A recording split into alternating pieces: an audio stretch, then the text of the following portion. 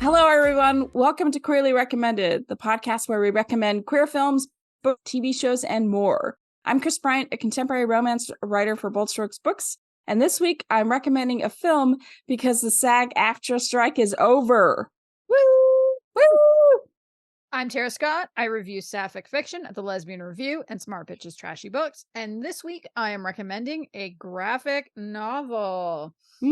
So we just want to take a minute to thank everyone, as always, who is supporting the show.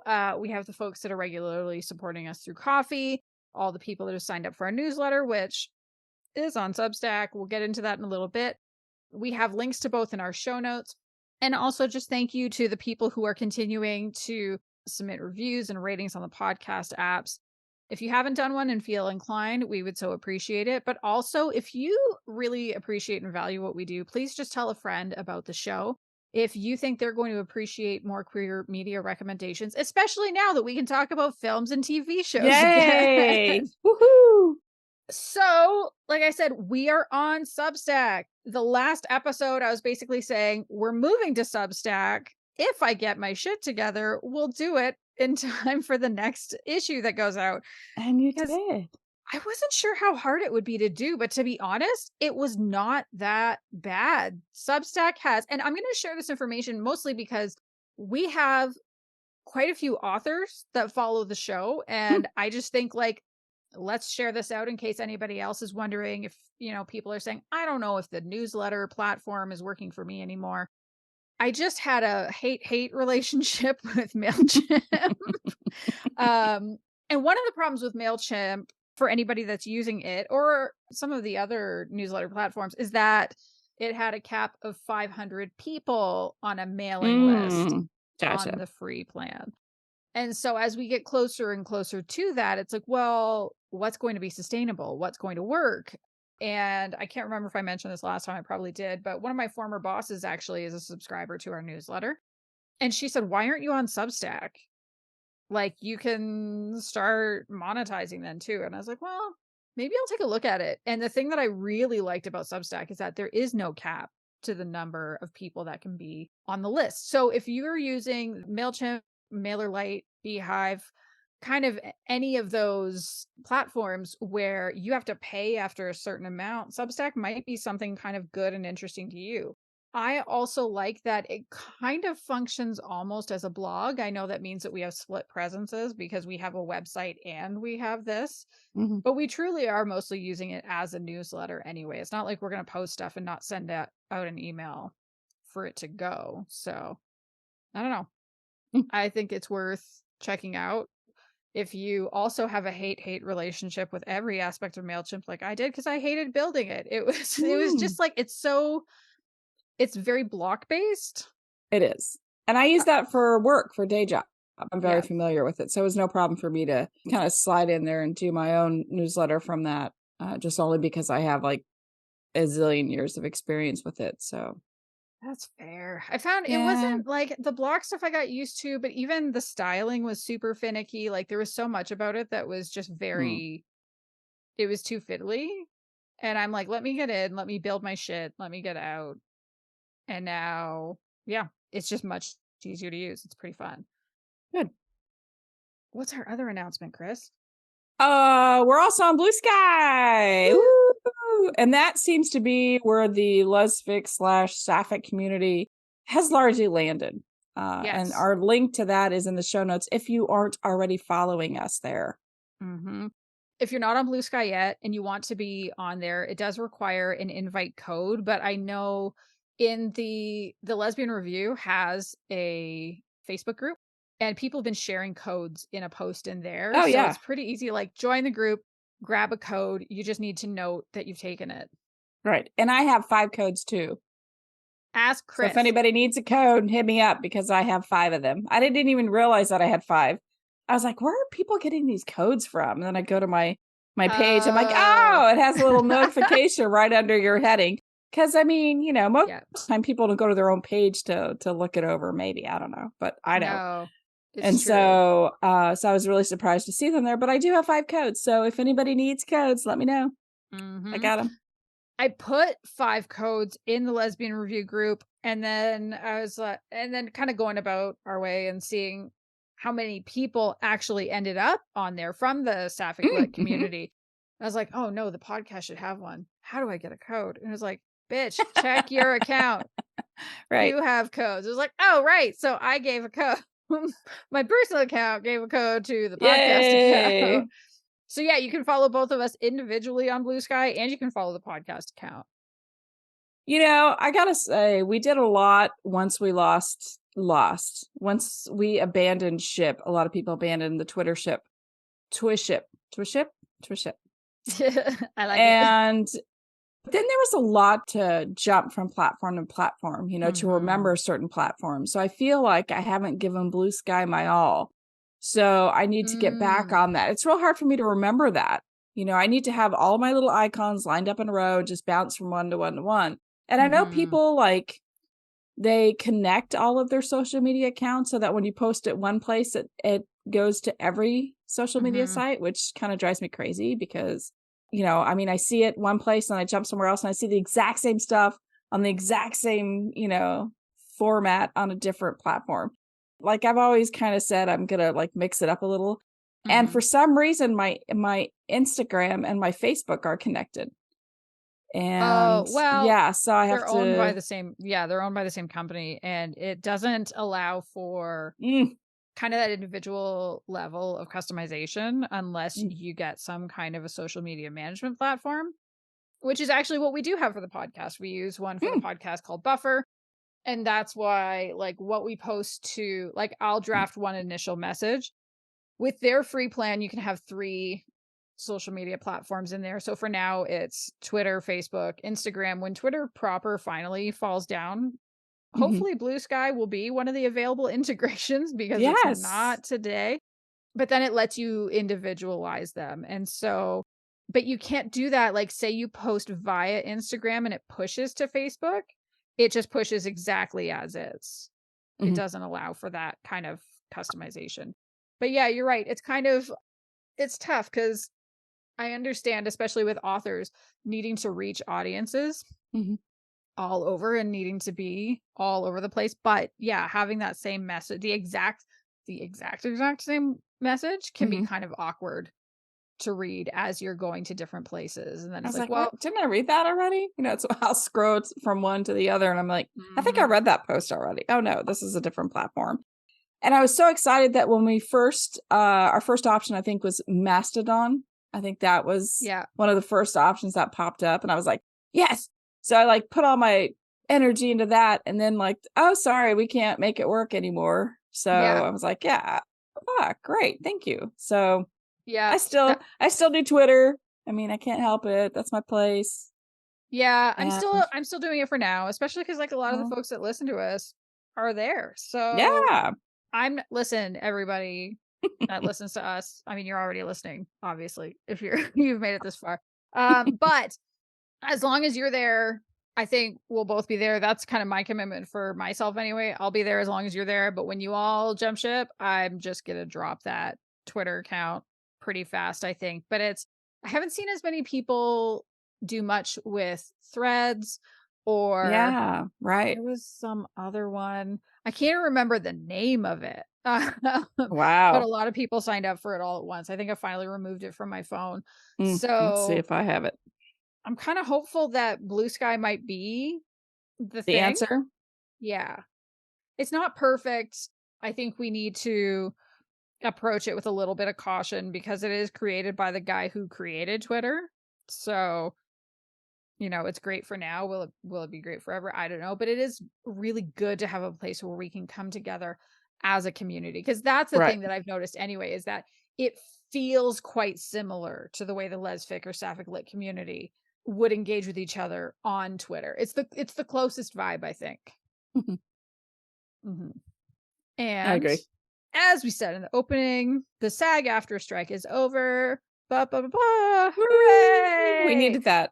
Yes. We needed that. I'm not going to lie. As much as I still believe we did the right thing and we would have continued as long as it took for the strike to end, we would have remained in solidarity, not covering struck work, which was, you know, any film or TV work that was created under the current contracts, I was starting to get nervous about the run up to Christmas because we like to cover the holiday We films and the love holiday it. stuff. Right. So I'm glad we can talk about holiday stuff again. Yay, because that's my fave. You know that. I know. It was like, what's Kris gonna talk about? Kris is gonna be sad, but now I'm not. Mm-hmm. So we're recording this on Sunday, November 12th, which means actually the full details of the deal haven't been released yet. Nobody's really been able to see all of it. There's supposed to be some kind of a meeting that happens tomorrow for the union members where they're going to go over it. It sounds like for the most part, it's actually quite good. There's definitely going to be more money coming, which was necessary. But the one thing that I think is worth talking about, because we did get into it a bit a few episodes ago, is that it sounds like the AI provisions are not particularly good for the sector. I was reading an article this morning about how Justine Bateman, she was the union advisor. She was one of the union advisors for generative AI. She was on MSNBC on Friday and she was talking about this. And, she was saying that she feels like the studio executives are choosing not to be in the film and series business anymore. There was this really great quote. I read about this in the Hollywood Reporter. But she said, I think they sort of like to think of themselves as being tech barons or something. But doing projects that don't involve humans, you're not in the film business anymore. People who don't want to have any human involved have never really been on a set. They don't know what it's like to make a film. And I think that's an excellent point. And then I don't know if this next point is hyperbolic, but it reminded me of something. So I'm going to share it anyway. And she was saying, I mean, soon they'll have customized films for you based on your particular viewing history.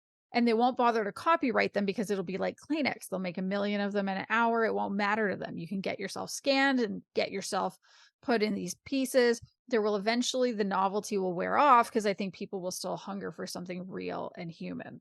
And it made me think, now neither of us are Black Mirror fans, but I knew a lot of people that told me, like, you need to watch the episode from the most recent season called Joan is Awful. And it's basically what she just described, this idea of like personalized, you're in it, your life is in it, except it's in a very like creepy dystopian way. Ooh. I just wonder things like, how bad is it going to be for the climate if there is that level of content generation? It's not a good idea. Like, how much computing power is it going to take? How much of the storage? How much? And especially at a time when, some film companies are choosing to shelve a movie entirely. Hollywood just feels like it's pretty kind of fucked in general. But I think on this case about the generative AI, she's right. Like it's a big problem. And on Twitter, she listed a bunch of the problems with the provisions, and it was things like basically using it to do touch-ups and stuff that you would normally call actors in for. So like, yeah, I get it. Like, you're paying less. That's not good. But the most problematic is that it includes synthetic performers or AI objects resembling humans, which gives them a green light to use human-looking AI objects instead of hiring human actors. And kind of towards the beginning of the SAG-AFTRA strike, we talked about how background acting is actually it used to be a way that you could make a living. Right. That was a huge part of why they went on strike in the first place. And I'm not an expert. This is not anything that resembles legal advice or opinions, but it sounds like this is something that could really hurt the very people that drove a huge part of this. So I think that's really unfortunate. But I'm hopeful that she's right, that, there is going to be novelty, but people are going to get sick of it because, we turn to the arts for that human connection. We can have that connection to these roles that we see actors playing, to these stories that people are telling, to all kinds of things. I saw recently a clip of Judi Dench on the Graham Norton show talking about Shakespeare and how it's all around us. She recited a sonnet. It was fucking incredible. Just like seeing Judi Dench do anything is always incredible. But she was talking about like, that's why Shakespeare feels so real today. Like revenge and love and all these feelings that you get to the heart of things. Well, it's not just in Shakespeare either, right? It's in the books that you write. It's in the films that we watch. It's in all these things. And I don't know that AI is ever going to be able to mimic that. Like, what's that spark that tells you, Kris, I got to tell this story? Right. Yeah, there's a lot that goes into that spark. And you're right. I don't think that AI will be able to cover that. But also, I'm kind of a negative Nelly when it comes to AI, because I feel like it kind of is like, the pirated books on the dark web. I feel like there's just going to be a group of people that will just accept it the way that is, just because it's easier, it's cheaper, free, whatever. And I feel like, but then I don't know. That's a tough call. It is a tough call. Yeah. I think though, I mean, if we even look at the way fanfic communities have thrived, if you look at all the activity that happens on Archive of Our Own, or also known as AO3 or fanfic.net, and has done for years, those people are writing for the love of writing. Right. They're not getting paid for it. And so I think kind of to cap off this section, before we started recording, we were talking about, well, what can we do about any of this? And I think where we landed, and a way that we would invite some other people listening to also consider thinking about it, is, as much as possible, we should be supporting art that's created by humans. That's what makes it art. Buy books from authors who are people. Buy books from Kris. Buy books from other authors that we love. With film and TV, as much as possible, like if there is too much of this AI creeping in, try to support the indie filmmakers who are taking a stance against AI, like Justine Bateman, who has said it will never be a part of my films. Or continue to go back to old films and TV shows that you love that came before that, because there's something really special and beautiful about humans creating art, and it's up to us to make sure that there's a demand for that. Right. Well said. Woo. That's a weird thing to end with a woo, but you know what? It's truth, though. Yeah. So, Kris, what have you been reading or watching? Well, I'm still in the bliss of the Great British Baking Show. They do an episode every week. So, I wish they had like 1,000 series so that I could binge watch it every time I'm writing, because it's just I just love it. It's so joyful and it's so much fun.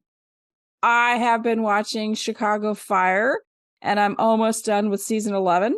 So we still have, I know. So they are getting ready to start filming season 12. But still happy gays after the whole barrier gays thing at the very beginning. But we have happy gays, so that's good. And then the morning show, I'm watching that. Season 3, I think, is out right now. And I know that everyone is gaga over Jennifer Aniston. But honestly, I am a Reese Witherspoon crusher. Like, I crush her. And here's the cool thing. So I think it was Friday night, I just turned on the TV and Legally Blonde was on. And that is such a fun movie. I just love it. So cute. I watched it with one of my kids.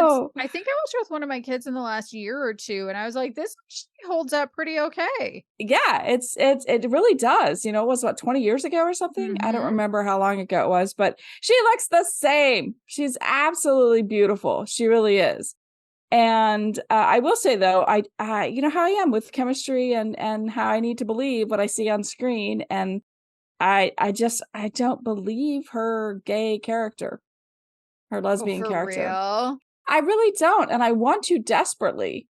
I do, but I don't believe it. 'Cause it's so chaste. The kisses are so like lip to lip. It's not like, when you kiss somebody, you kind of interlock your lips, like one lip in between, one lip above. That's a kiss. And they're not doing that. They are doing straight on, like Disney 1963 Disney kiss like that, just lips to lips. And so I'm just like, I need more. I mean, sure, hug each other, hold hands. Like, let's have that chemistry. Like, find that chemistry with your coworker or your I guess partner. Partner? I'll go with partner. Find that chemistry, but still, I love her and I'm still watching it. Mm-hmm. So that is what I have been watching. Oh, and I will say one thing I forgot to say is, like, at some point in the next X amount of years, I'm pretty sure Taylor Swift's going to be a Kansas Cityan. I'm going to throw that out there right now. That would be pretty cool. Yeah. So, who knows? Maybe we'll hang out one day. Yeah, that relationship seems to be working out. It sounds like. Yeah, it sounds like it's doing really well. And they showed, like, last night, I was getting a bunch of messages from my Swiftie friends who saw our Kansas City Chiefs player, Travis Kelce, who she's dating, in Argentina. And, like, he finishes the show and she goes running off into his arms and they have a proper kiss, a nice kiss. Yeah, it's super sweet. So, so that's, I wanted to throw that out there real quick, that I will become BFFs with Taylor Swift when she moves here. I think you should. I think the thing, I'm not even like, I'm not a Swiftie. I'm not a Taylor Swift hater either. Because I've seen a lot of people that, like, it feels very one or the other. I'm pretty Taylor Swift neutral. I've enjoyed some of her songs, but he seems like somebody who's going to be a total wife guy. Like, I think so. And I think wife guys are so, I mean, as someone who's married to a wife guy, I'm a fan of that. I know. And it's so sweet because I actually saw this TikTok where they compared Justin Bieber and the way he treats his, I don't even know if the kid's still married or not. And they just showed, like, a comparison of Justin Bieber, how he treats women versus Travis Kelce. So I'm assuming it's either Justin Bieber's wife or girlfriend or whatever. And he, like, never holds her hand, doesn't hold the door open, like, walks in front of her. And then they show, like, Travis Kelce, with his hand on her back, holding her hand, opening the doors. And it's just super sweet. It's just want a good comparison. I actually think a good comparison of Travis Kelce is with Nick Jonas. Because, like, Nick Jonas is married to Priyanka Chopra and Nick Jonas is a wife guy as well. Priyanka Chopra she's like a mega famous Bollywood star who started to do I know she is. Yeah. Yeah. And, like, you just see any photo of them together and it's like, yes, this is adorable. Okay, hang on. I'm Googling this. Because. Are you about to tell me something that's going to shatter my illusions? Yes. Yes. No. They dated. Nick Jonas and Taylor Swift dated. Oh, that's fine. Okay. That's not. I thought you were going to tell me he broke up with her. No. It said, while their relationship in 2008 only lasted a couple of months, Taylor used the experience, including Jonas breaking up with her during a 25-second phone call, as inspiration for her second album, Fearless. Good for her. So, yes, I mean, 2008, 15 years ago, I mean, we were all different people. Yeah, they were babies. They were babies for sure. They were like 17 or something. I don't even know. Yeah, not very old. Yes. Anyway, so that's what's going on in my world. What have you been reading or watching, Tara? So I have not gone much further into Alone season 3, but enough to confirm that my original stance of no, I don't want to hang out in that part of Patagonia by myself. Ever. But I was talking to somebody and I found out that not only do they love the show Alone, but they actually live pretty close to where one of the seasons was filmed. And I haven't seen this season yet. Oh. But I guess it's one where it was like people working in teams and they were dropped off in different locations and then had to find each other. It was another Vancouver Island season, but not up at the tip like the first two. Just the tip. I don't remember a team effort. If that's not true. There was something that came on and I wasn't sure if it was Alone or not. But I didn't like the way it was going. I didn't like how and I didn't watch it. So I don't know if it was Alone or something, but they have like two teams and they were sabotaging each other. Oh no, that's So not I nice. stopped watching it because like if that was alone, then that wasn't like that isn't what I want to see. I just want to see somebody survive. Like No, I that's don't not want to the point of see it. that. Yeah, the whole thing. So there was something where I didn't like how it was going down, so I stopped watching it. So if that was the season, I did skip a season of it. Mm-hmm. Well, I said, yeah, I haven't seen that far. I said, but I did see the first two, kind of like Vancouver Island. And so this person was like, oh yeah, like when they talk about how like it's wet, everything is wet. And they were like, yeah, that's just what it's like living here. Like that's just my normal. And I was like, wow. So that was kind of cool. That's my brush with Alone, the world Nice. of Alone. I'm still watching Drag Race UK. And do you remember how last time I said, and it's Sunday and I still haven't even watched the latest episode. So I guess that tells you how I feel. But no, they hooked me. I'm back to being invested in this season. Yay. I think the thing that's so interesting about this season of Drag Race UK, and that I actually haven't seen in any season of any of I haven't watched all the worldwide ones because like I think it's in almost a dozen countries now. I watch the English speaking ones. Like that's Canada, UK, Australia, US, and then the US All Stars. That's what I do. But people that I thought for sure would be in the top 4 are getting knocked out. Wow. Like not even making it to the top 5. And I was like, holy shit. Like the person who got to top 7, I thought for sure, shoo in. And then the person who was this past week, again, I was gobsmacked. I was like, but this person has been getting an edit that says they will be there at the end. So if anybody wants an unpredictable season of Drag Race, this is actually a great one to jump in on. I don't know that it's like one of the best seasons. I'm reserving judgment until the end, but there are 5 possibilities for the top 4, and I am not actually sure who will be knocked out next week. Wow. I cannot tell, which feels like one of the first times I've had no, like, yeah, it could be anybody. Could be anything. I don't know. So that's been interesting. Something Neil got me into, but actually our friend Amanda got him into. Amanda was the one who was on a couple episodes last year. Is Dimension 20, and it's a part of, like, if you go to Dropout TV, they have a bunch of different stuff on there. College Humor is gone. Did you know College Humor was gone? I did not know that. But the College Humor crew kind of reformed, and some other folks joined them at dropout.tv. And so they have a really fun game show on there called Game Changers. And the idea is that every episode, it's a different game. The game always changes. You never know. Like the contestants will show up and they don't know what game they're playing. Right. And so like one episode was Survivor. Fantastic. It's so good. One episode was a locked room game, and they didn't know until they thought it was just like, oh, we're hanging out in the hangout room before we start taping. And then they go to leave and the door is locked and they're like, you motherfuckers. Because that's what it is. That's cool. There was another one that was supposed to be about trying not to cry, but actually it was like all just a ruse for a really beautiful way to celebrate someone on the staff getting married. And I was like, oh, you bastards, like you all just love each other. Okay. But they have a bunch of seasons of what's called Dimension 20, and it's Dungeons and Dragons campaigns. And I wouldn't have thought I would be happy to just sit there and watch people play D&D.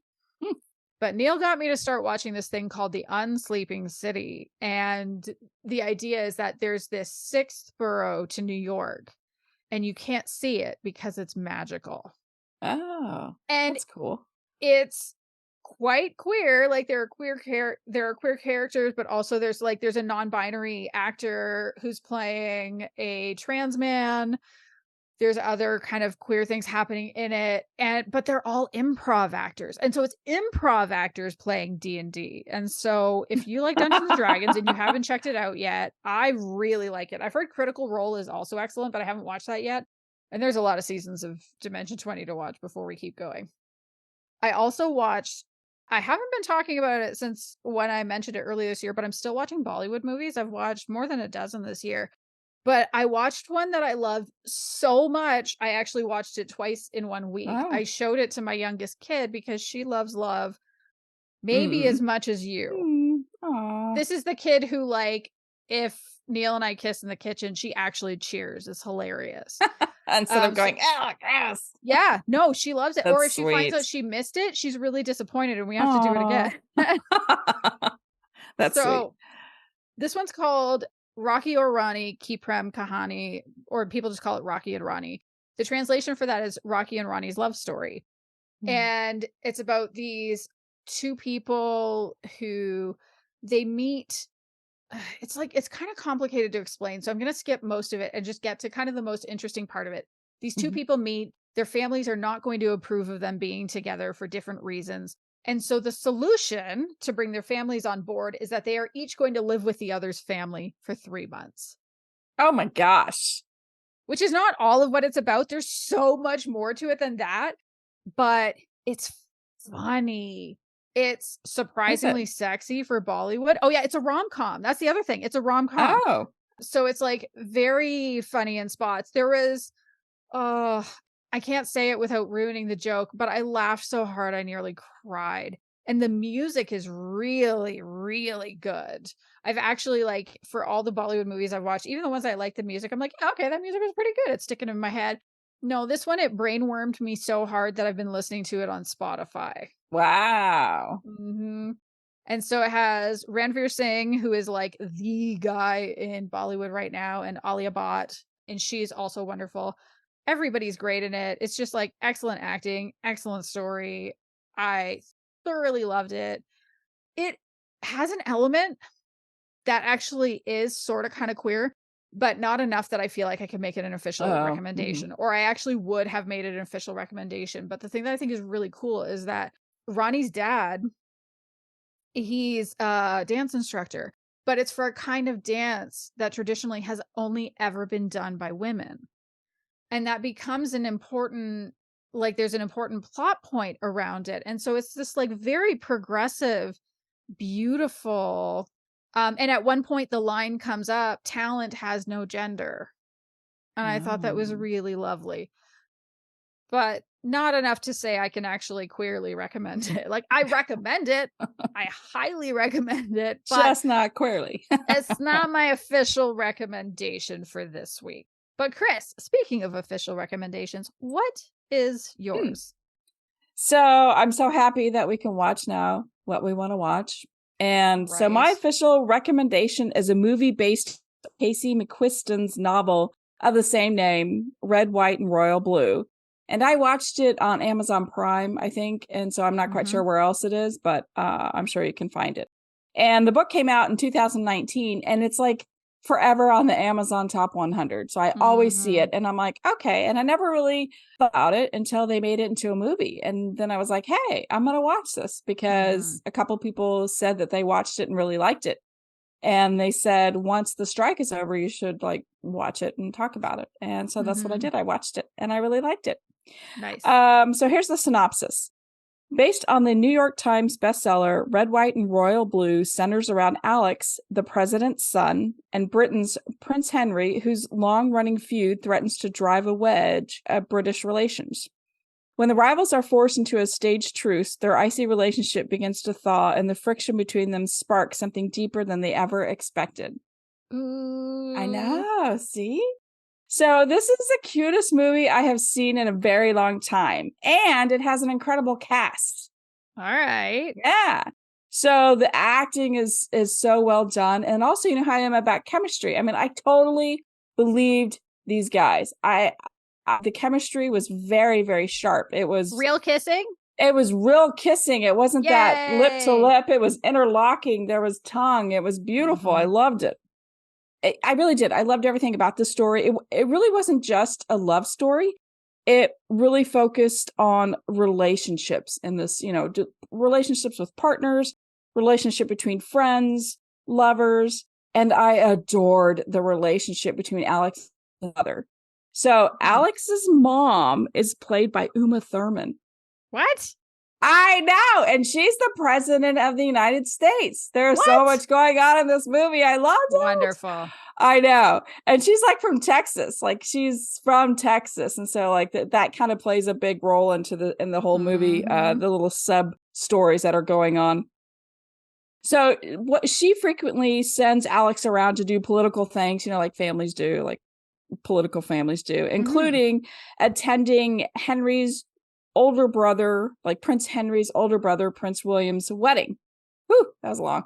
That was a lot to say. But he goes there and he just thinks that Henry is just such a snob and thinks he's better than everyone else. And so he's kind of angry about being forced to go to this wedding, and he's sitting there and he's drinking, and then when he's drinking, he starts to get louder about his feelings. And so like this whole thing happened, and something bad happens at this wedding. And so then they're forced to do things together to try to show the world that they're really friends and everything's great. And it's very Hallmarky. This movie is very Hallmarky, except there are some believable sexual experiences. You don't see the actual, experience. You just see emotions. And it's actually very lovely and very beautiful. It's also very predictable. It's sweet. And, you're desperately waiting for them to turn from the enemies into lovers. And I was not disappointed when that happened at all. I'm trying to think, like, well, we all know that it's going to be a happy ending, right? Yes. Like, it's going to be a happy ending. So the problem, one of the obstacles besides, hey, we're homosexuals. Actually, Alex says he's bisexual and Henry says he's full on gay. So, they're trying to figure out how to make it work. And Prince Henry's like, I can't give you what you want. You can't love with me because I can never be who you want me to be. I belong to Great Britain. I don't belong to anybody. I don't belong, I belong to this family, but I have a role and I belong to the country. And Alex is like, that's crazy. You could do your own thing. Let's just have this relationship and see what happens. And meantime, Alex needs to tell his mom, the president, that he is bisexual. And it's a very sweet moment. He goes in there and he's like, she's sitting in the Oval Office and she's at the desk and he's like, Mom, do you have a few minutes to talk? And she's like, of course. So he's like, I'm bisexual. I'm in love, or I'm having a relationship with Henry. Or if I met someone, that's what it was. It was like, I met someone. And she's like, oh, who is she? Assuming, of course, that, it's a heterosexual relationship. But he tells her and she picks up the phone and he's like, oh my God, what is she doing? And she's like, we're going to need some pizza in here ASAP. So, and then the next scene is they're eating pizza and he's kind of like has his head on her shoulder. And they just have such a beautiful relationship throughout the whole entire movie. Like Uma Thurman does a really good job. And all, as far as support, he has all the support, whereas the prince doesn't have as much support. So there's that whole, trying to figure out what they're going to do there, because the only person who really supports the prince is his little sister. The older brother thinks it's awful. The grandpa thinks it's awful. So, yeah. So it's just so cute. It's like, I'm stumbling because I don't know how to like say what I want to say and not give everything away. I will say my future wife's in this movie. Which one? Yeah, right. Sarah Shahi, she's in it. Like, I just love her. She's just absolutely gorgeous and she's so sweet. But I think, let's watch some fun gay movies again. And this is a beautiful love story. It's totally believable. And I think if you just need something that's kind of, the angsty moment wasn't as angsty. They didn't portray it as angsty as they could have. It was kind of like brushed over quickly, which I loved, because I wanted to get back to the good stuff. I wanted to get back together to, kiss and hook up and all that sweet stuff. So if you're in the mood for a movie like that and you need it to be just kind of like give you all the feels, then you should watch this movie. Red, white, and royal blue. Great. Agreed. You would love it. You absolutely will love it. I know you well enough to know that you will love this movie. I wanted to see it. I actually just like stopped watching anything we might want to talk about on the show when the strikes happened, because I was like, no, my memory is so bad that I need to wait until I'm ready to talk about any of that. I know. I did the same thing. I wasn't going to watch something that I wanted to talk about because I needed it to be fresh. And I feel like this was almost too fresh because I watched it last night. And so I'm still like processing everything. It was so good, though. I'm so glad that my friends recommended it to me. And I'm glad that I can recommend it to our listeners. So good. Well, speaking of still processing things, my recommendation, I read it last night as well. So this week, I'm recommending a graphic novel called Flung Out of Space, inspired by the indecent adventures of Patricia Highsmith. It was written by Grace Ellis, and the illustrator is Hannah Templer. Some people may not be familiar with who Patricia Highsmith was. She wrote a whole bunch of like mystery and suspense novels. She was really well known for it. Her first one was actually adapted into a Hitchcock film, but she also, under a pen name, wrote her second book, which was published as The Price of Salt, which was then later retitled Carol, and she published it under the name Claire Morgan because it was a lesbian book, and that it was not something like she would have tanked her fledgling writing career if she had published it under her own name. And so this book is it's like a fictional imagining of how she came to write this book, and it's largely based on real events. I'm trying to think of how they put it. So the author's note to this is also phenomenal. It's like less than 2 pages, but it is so good.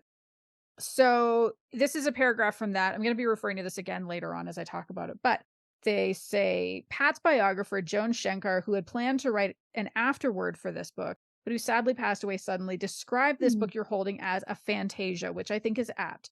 This is a fictionalized narrative version of a true story. I think of it as a version you would tell around a campfire. The timeline is condensed, the conversations are imagined, some of the characters are composites of multiple real people, but the most interesting facts and events are true. So I thought that was a really interesting way to go about it. Although, because I knew that, I wouldn't call it a challenge. I don't think it's a bad thing, but it does mean that I don't know how confidently I can talk about a lot of the events in it. Like, yes, I knew Patricia Highsmith was a lesbian, and there were a couple of things in there I actually went to check just to see, like, is this true? Because, like, at one point, it has someone introducing her to a potential boss / love interest who actually is Stan Lee, the comics guy. And I was like, holy shit, did she for real almost date Stan Lee? And wow, she really did. And so this is, in this book, it talks about how she got started as a writer in comics, which I had no idea, which actually is kind of largely on purpose. She hated working in comics so much. She thought it was such garbage. Like, it was the 1940s. So it was this idea that they're for kids and for simpletons. Like, only kids and idiots read comic books. Meanwhile, it's this like huge business now. She's probably rolling in her grave at the way there's all these Marvel and DC films that have taken over. And so she really, once she was able to, like, she pushed that down. She did not want her name on it. And she kind of hid that and scrubbed it from her biography.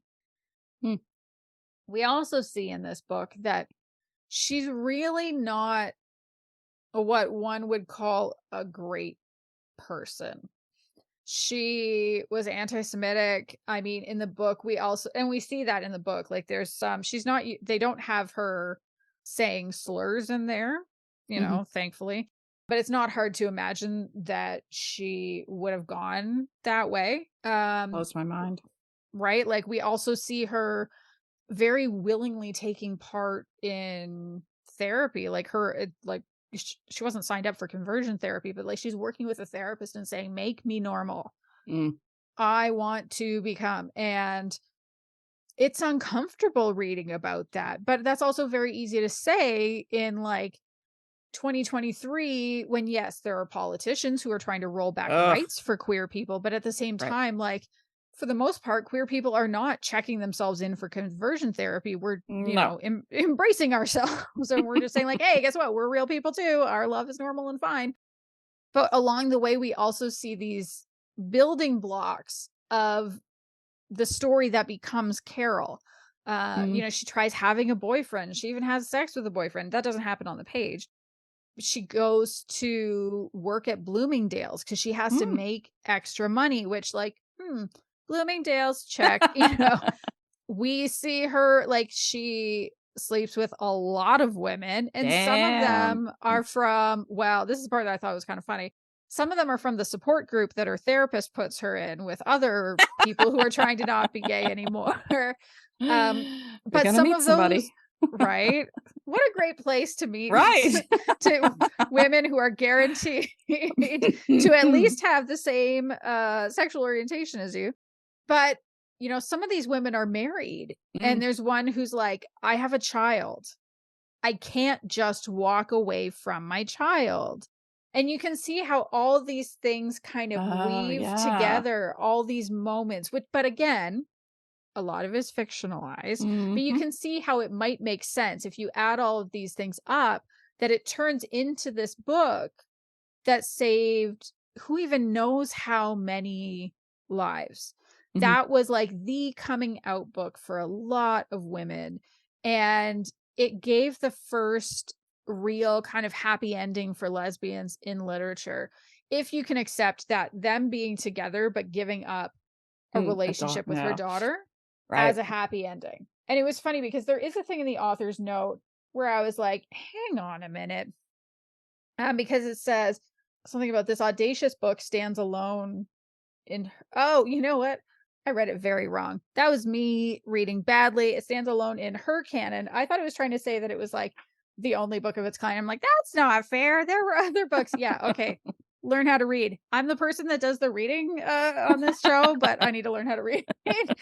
But I think that's a fair point. It absolutely stands alone in her canon. She wrote nothing quite like it before or since, but she is this deeply problematic person. And I kind of love, not even kind of, I wholeheartedly love that the author didn't shy away from this. And this is where I'm going to go back to the author's note. There are a few kind of parts that I think are important, and it says, it talks about how the story isn't about her prejudices, but it does include some instances of her bigotry. And that was an informed choice, because her hatefulness is actually an important part of understanding who she is as a person. It's something that we should be aware of when we're reading it. And so the author says, I take no pleasure in writing about her prejudices. I do not expect you to take pleasure in reading about them. And I was like, fuck, I like yes. That. Yeah. Yes, do that. I also loved when it said, by all accounts, Pat had a magnetic personality and could be charming when she wanted to be. And in that way, she closely resembles the character she's most famous for writing. Charismatic sociopaths who are worryingly easy to root for.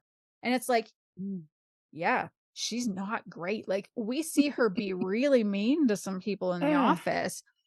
And at one point, somebody says to her, why do you have to be such a bitch all the time? And she says, I don't really know any other way to be. And yeah, she's mean. She's kind of hateful, but she's also sort of unapologetic about all of it. And she owns all of it. And so it's hard because there is that, like, that urge to kind of condemn outright. But on the other hand, yeah, I do root for her as she's trying to write this book, write the things that she wants to write. And then finally, she gets, pardon me, I think it was called Strangers on a Train was her first book. And that gets published and she has great success with that. But then she writes the book of her heart, which becomes The Price of Salt. But like trying to get that published at a time when like there were literally laws about which books could be published. Well, I suppose also public in that sense. Right. Like, I think there was a law at the time that said that if there was a happy ending in a book with two same-sex characters, it couldn't be shipped across state lines. Oh, right. Which means effectively you can't really sell it. Like, how are you going to make that work? And she writes this book where, they don't split up. Neither of them is institutionalized. Neither of them kills themselves. like, yes, she has to walk away from her daughter, and that's incredibly tragic, but like, this was a highly, highly progressive, it incredibly would have been perceived as transgressive book at the time. So we see her trying to shop it. Like, her agent wouldn't even try to sell this for her. She's like, there's no way you're getting this book published. It's not going to happen. And so we see Pat Highsmith has to go and get it sold herself. And the only place that would take it is in the pulps. Mm-hmm. And so it flourishes as a pulp. And I think, I had such complicated feelings about this character. And I'm using the word character deliberately because it is a fictionalized version. Right. And it left me with very complicated feelings about Patricia Highsmith, the author. And I think that's actually what I loved the most about this book. I don't think it's good for us to take people who changed paradigms and expect them to be perfect. They're still whoever they actually were. Their views, their behaviors aren't necessarily okay at any time, even though there's a desire to say, well, she's of her time. It's like, no, she was an asshole then. Like, that was clearly a part of it. And it's like, so not burying it, I think, is so good. And I think the note I want to end on is at the very end of their author's note, because it said, like, Grace Ellis says it so perfectly. I want to give her the final word on this. She says, history is populated by complicated and destructive human beings. I think it's important that we reckon with that. Not every influential or important figure deserves to be put on a pedestal, including women and LGBTQ people. Simplified hagiographies have their purposes, but I think they ultimately do us all a disservice by flattening real people into heroes and villains when the truth is almost always richer and more complicated. Patricia Highsmith is not a hero, and she had a huge positive impact on LGBTQ literature, not to mention American literature in general, and because of that, her story is a fundamental part of our history. And so I think if you have any interest in our history as queer people and as enthusiasts of queer fiction, you absolutely need to check out Flung Out of Space. It is such a rich, textured, wonderful book. And I hope you walk away with complicated feelings, because that is the best way to experience this book. Wow. Good recommendation. Yeah, that's my one. I'm so, you know what? I didn't even know about this book. Neil brought it home from the library. He was like, hey, I thought you might like this. Marry the partner who will find you the queer media, books. Right? The media. Oh, I had no idea. It was nowhere on my radar. And it just like knocked my fucking socks off. It is so good. Good. That is all for this episode. Thank you so much for joining us. If you've enjoyed the show, please make sure you subscribe wherever you listen to podcasts. You get notified when we release an episode. As always, of course, if you have a friend that you think would like the show, please tell them about it. And if you want to support us, we have links in the show notes to our Substack and our coffee. Or if you want to connect with us on your favorite social media sites, we have links in the show notes for that as well. Or you can search for us or email us at podcast@queerlyrecommended.com. Goodbye, everyone. Goodbye. Woo.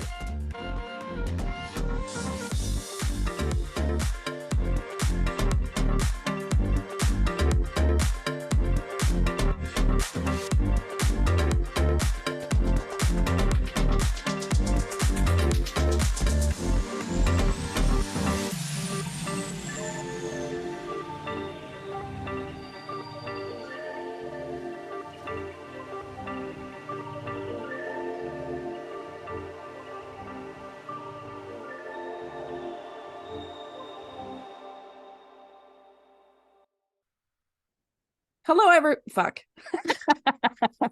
It's my 14-year-old voice coming out. Hello, everyone. Fuck. It's gonna be a good day. It's gonna be a good day. It's gonna be a great day. It is.